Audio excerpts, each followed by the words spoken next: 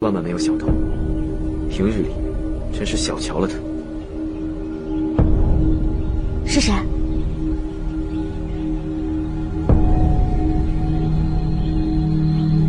该不会是赵王吧？不可能，他那个怂蛋，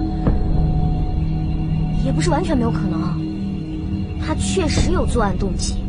赵王的绿帽子戴了那么多年，也太不容易了，能干出这件事情，可见真的是被逼急了。绿帽子还不明白什么意思是吧？我现在告诉你，绿帽子是指自己的媳妇儿跟别人鬼混。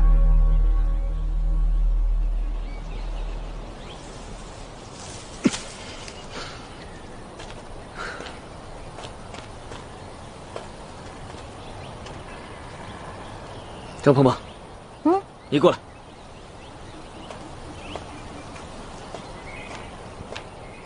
干嘛？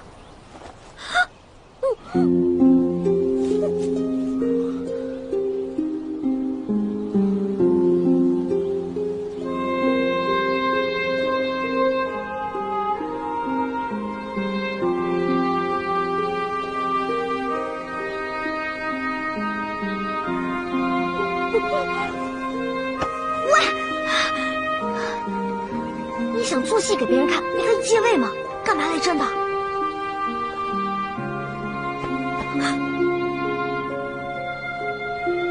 你若敢给我戴绿帽子，我要了他的命！